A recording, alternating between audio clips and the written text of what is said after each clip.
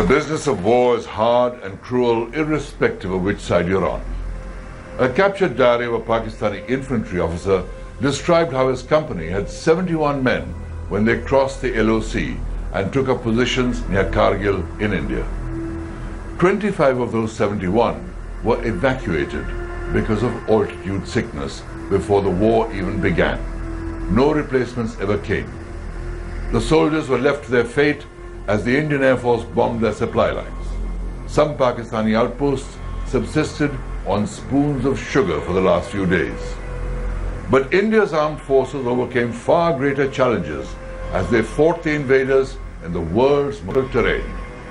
My name is Kabir Bedi, and today on Guns and Glory, we continue with the war in Kargil.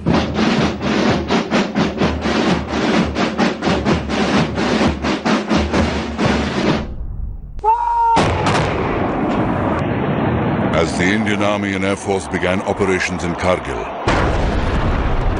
the chief of the Pakistani Army, General Pervez Musharraf, went on an official visit to China. Between May 26th and May 29th, 1999, he had several conversations over the phone with his trusted chief of staff, Lieutenant General Muhammad Aziz. In one of them, General Aziz reported about a meeting chaired by Nawaz Sharif, at which the chiefs of the Pakistan Air Force and Navy complained to Sharif that Musharraf had kept them in the dark about the invasion of the Kargil heights. इस सारे operation की कामयाबी की बुनियादी वजह यही है कि इन्होंने लोगों को नहीं बताया।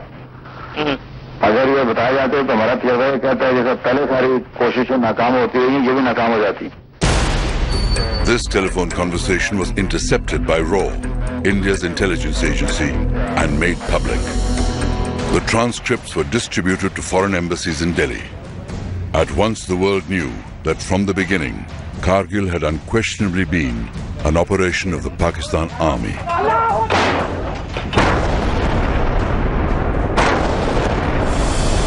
ठीक पीछे पाकिस्तानी घुसपैठिए वहां से घुसपैठियों को हटाकर सेना के लिए एक बहुत बड़ी चुनौती है पाकिस्तानी सैनिक। The Kargil war was extensively covered on the ground by both the Indian as well as foreign electronic media. The government of Atal Bihari Vajpayee effectively used the media to convey to the world the level of duplicity that Pakistan was practicing. Access was given to the Indian media by the Vajpayee government, but the focus of the Vajpayee government really was, on the body bags, because they wanted to whip up this passion and frenzy.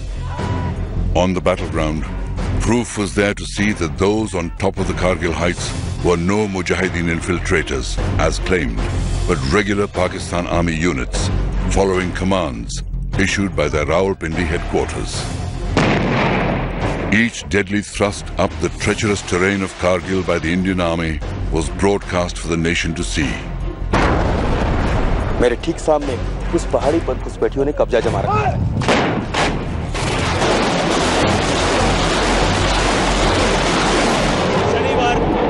शनिवार 7:45 बजे है और भारतीय सेना ने For the first time, Indians saw their heroes in action and realized that they too were mortal men of flesh and blood, and it was only a brave death that anointed them with immortality.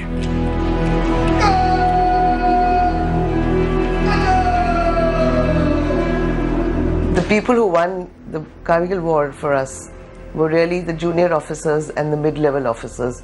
I would say even the senior leadership failed because they kept touting the official line that, it was some rats have come in, we'll be able to clear them in 48 hours.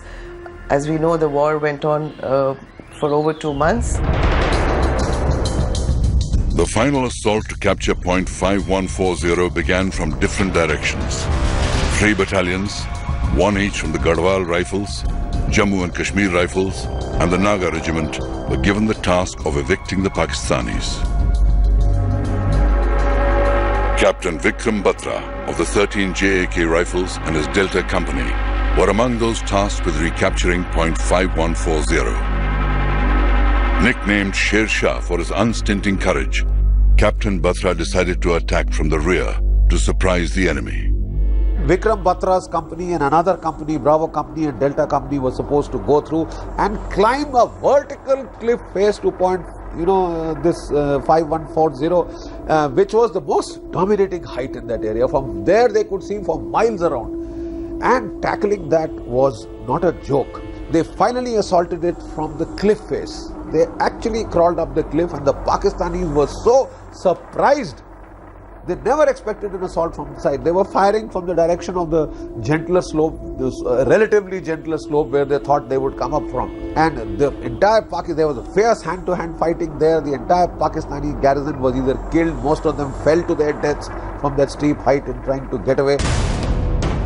Inspired by the extraordinary courage of Captain Batra, the 13 JAK rifles charged the enemy position and captured point 5140 at 3:30 in the morning on June 20th, 1999.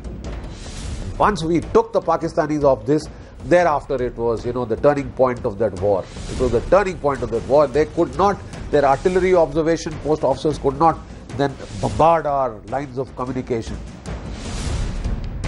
The capture of point 5140 set in motion a string of successes like point 5100, point 4700, Junction Peak and 3 Pimples. Captain Batra led his men to even more glorious victories with the recapture of point 4750 and point 4875. One of their boys was hit badly and he was lying in the open and he was crying, "Somebody get me, somebody help me." So one of the JCOs of Vikram Singh, he said, "Sir, I'll get him." Vikram laid a hand on his shoulder and he said, "Tu baal bachedar hai, main shara hu. You are married. Look, I have nobody behind me." He went to get that boy out. He dragged him out, and as he had almost brought him to safety, that is the time the Pakistani sniper shot him through his chest. In the early hours of 7th July 1999, Captain Batra fell in battle while rescuing an injured officer during an enemy counterattack. He was awarded the nation's highest honor for gallantry, the Paramveer Chakra. Pakistan had thought that the scare of a nuclear war would force the Western powers to intervene. More importantly, Pakistan wanted Kargil to be linked to the bigger issue of Kashmir. But for once it seemed no one was ready to listen to Pakistan. The international community realized that Pakistan was playing a dangerous game, and even Pakistan's traditional allies, Turkey, the OIC, and even China, did not come out in support of Pakistan. In fact, Kargil bust the myth of an all-weather relationship existing between China and Pakistan. The Prime Minister of Pakistan, Nawaz Sharif, had been trying to get America to come out in support. The Pakistan Foreign Ministry kept up a constant litany of how India was violating the sanctity of the LOC. In my lifetime. But on June 15th, President Bill Clinton urged Nawaz Sharif to pull his troops out of Kargil. In the same statement, President Clinton praised India's restraint in keeping the war localized. The same United States of America, which wasn't looking at this region till 1998 when we went nuclear, had already started contacting the Vajpayee government. On June 17th, the Prime Minister's security advisor, Brajesh Mishra, went to Geneva to meet the G8 leaders and brief them about Kargil. He also handed over a letter from the Indian Prime Minister for the US President. The letter warned that India's patience was running thin and, if required, India would be forced to cross the LOC and take the war to Pakistan. The decision not to cross the line of control, it had lots of pros and cons, and there are lots of people who felt we should have retaliated across the LC. But when we did not retaliate across the LC and we focused the fighting there, the world lost the casus belli to intervene in this conflict. They could not intervene, and we took 2.5 months, but we methodically sorted them out. India's Vajpayee took the stand that we will not violate the line of control and we will not cross the line of control, and a lot of that was done in conjunction with the US. Right from the beginning of the conflict, India had been very clear that it would respond with force. But many measures were taken to deter Pakistan from escalating the conflict into a full-scale war. On May the 20th, even before Indian action on the ground began, the Indian Navy was put on full alert. Naval and Coast Guard aircraft began a continuous surveillance along the western coast. A lot of ships of the Eastern Fleet were brought to the Western Fleet. They sailed out, almost readied themselves to more or less carry out a blockade of, ready to carry out a blockade of Pakistan. You know, choke their harbors at Karachi and elsewhere. And the Pakistanis were shaken. You see, they had never expected this response. They felt it would be confined to the Kargil heights. Local infantry action. Then they found air power brought in. Then they found the Navy deployed. You see, that is what shook them up. Amphibious forces of the Indian Navy from the Andaman Islands in the east were moved to the western seaboard. As the exercise shifted westwards, Pakistan moved all its major warships out of Karachi. It also had to escort oil tankers from the Gulf, anticipating attacks or a blockade by Indian ships, which limited their supplies. Prime Minister Nawaz Sharif later disclosed that at the time, Pakistan had just 6 days of fuel to sustain itself if a full-fledged war had broken out. While the Navy kept a watch on the sea, the fighting in the mountains intensified. But the all-important Tiger Hill still remained in Pakistani hands.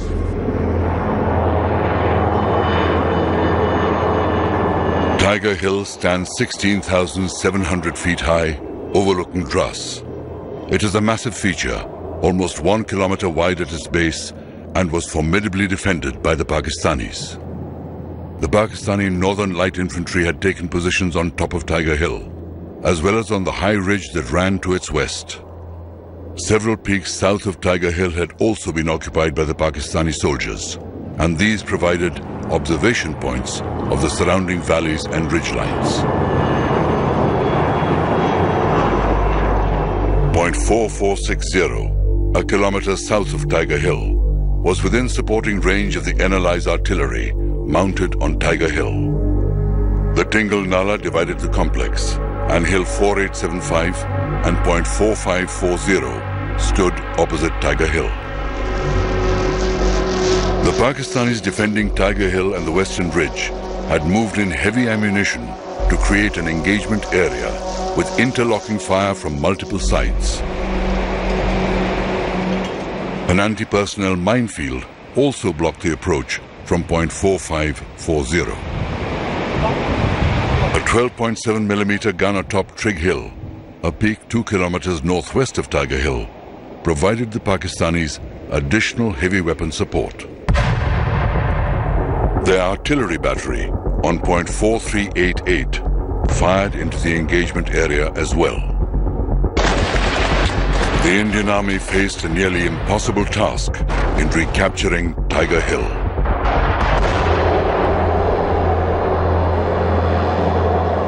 India had captured Point 4460 in late May, and this provided a base to direct fire onto Tiger Hill.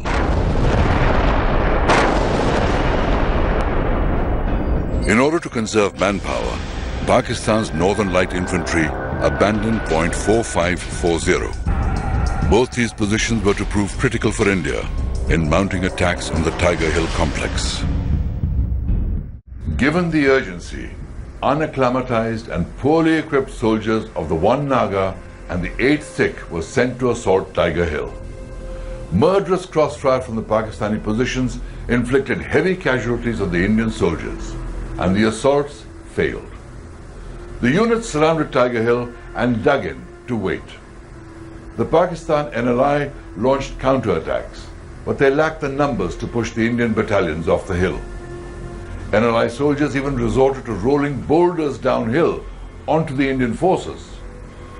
Then the Indian bombings began.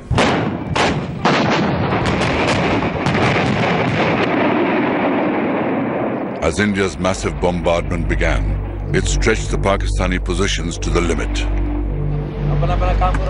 India continued pounding the forward slopes of Tiger Hill and the ridge. with as many as 1,200 rounds exploding every 5 minutes.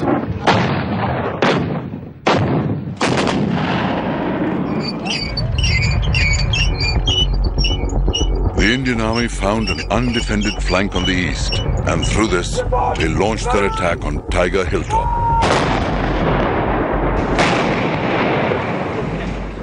At the same time, a small raiding party penetrated Pakistan's line of defense on the western ridge. 25 soldiers of the 18 Grenadiers were ordered to advance and capture Tiger Hill. After scaling the rocks for 3 nights, they were just 50 meters below Tiger Hill when a stone slipped, giving away their position. Seeing this, the enemy opened up heavy machine gun, grenade and rocket fire, and in hand-to-hand fight, the team leader Havaldar Madan Lal and 5 soldiers got killed. But 7 soldiers who were near the Pakistani bunkers could neither advance nor retreat. One of them was Grenadier Yogendra Singh Yadav. Sensing the gravity of the situation, Yogendra Yadav wanted to silence the automatic fire of enemy machine gun which was coming from a bunker by throwing a grenade inside it. He mustered up his courage, crawled up to the bunker and lobbed grenades inside the machine gun bunker and killing 4 Pakistanis in it. Yogendra Singh sustained 15 bullet injuries and was the sole survivor of the 7 soldiers of the 18th Grenadiers who stayed on to fight the Pakistanis. यहाँ पैर में हाथ में गोली मारी, last में उसने यहाँ पे गोली मारी। तो 3 दिन तो हो गए थे पहाड़ी में चलते चलते, पूरी पैंट फट चुकी थी पीछे से। तो पर्स रखा हुआ था यहाँ पर, पर्स में कुदरती तौर पर जो है गिलट के 5-5 रुपए के कई सिक्के थे। जब उसने गोली मारी तो वो सिक्के पे लगी तो रिकोचिट होगी गोली, तो मुझे एहसास लगा कि मैं मर गया। जब उसका दूसरा जवान बंदा साथी जो हमारे साथ पास आया वेपन उठाने के लिए, उसने मेरा AK-47 उठाया और वापस मुड़ा, तो मेरी एकदम आंखें खुली ऐसे जैसे नींद से जगा हूँ। अंदर से एक आया कि अब यार अभी तक नहीं मरा तो मरेगा भी नहीं। मैंने अपना एक ग्रेनेड निकाला और उसके ऊपर ऐसे थूक दिया। The injured Grenadier Yadav single-handedly kept on fighting and before falling unconscious passed on a vital piece of information. The Pakistanis were about to retreat. For his bravery, Yogendra Singh Yadav was awarded the Paramveer Chakra.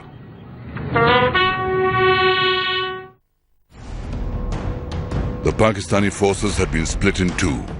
They desperately tried to counterattack to join their lines. On July 8th, facing near certain defeat, the NLI abandoned Tiger Hill, leaving all their dead behind. While most of the Kargil war was fought around Kargil, there was one battle which was fought on the Siachen Glacier. Pakistan's NLI had occupied the Balal post, 19,000 feet high, the highest point that divides Indian and Pakistani positions in Siachen, a height where soldiers have to fight for every breath. In an amazing feat of mountaineering, 48 heroic men of the Indian Army climbed 1,800 feet of near vertical rock face to surprise the Pakistanis and recapture Balal post on June the 27th, 1999. Such is the grit of the Indian soldier. But for the Kargil war to end, Nawaz Sharif had to rush to Washington. On June 27th, Pakistan's army chief announced at a press conference that Prime Minister Nawaz Sharif would shortly be leaving for Washington to meet President Bill Clinton to find a solution to the Kargil crisis. At that time, Nawaz Sharif was in Beijing, meeting the leaders of China. On June 28th, he abruptly ended his China visit and returned to Pakistan. In Washington, President Clinton changed the dates of his planned vacation to meet Nawaz Sharif. The US had even pushed for Prime Minister Atal Bihari Vajpayee to travel to Washington, but Vajpayee refused. Bill Clinton met Nawaz Sharif on July the 4th. Behind the scenes, Pakistani and US officials sat across the table to hammer out the exact wording for the declaration that would follow. Bill Clinton's national security advisor, Samuel Berger, constantly discussed the wording with Vajpayee's security advisor, Rajesh Mishra, in Washington. In Delhi, Prime Minister Vajpayee waited for President Clinton to call and tell him that Pakistan would withdraw its remaining troops with immediate effect.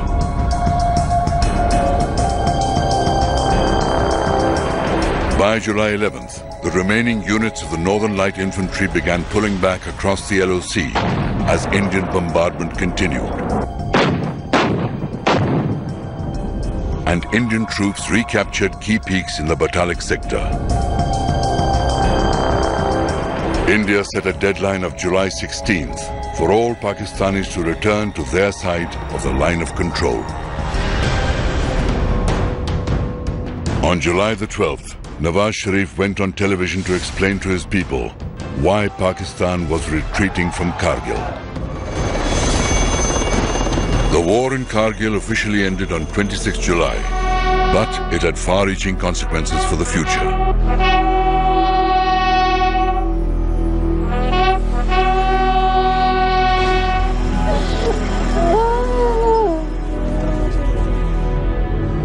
Kargil was the beginning of a tussle between Pervez Musharraf and Nawaz Sharif that resulted in Sharif being ousted in a military coup and Musharraf taking over as dictator.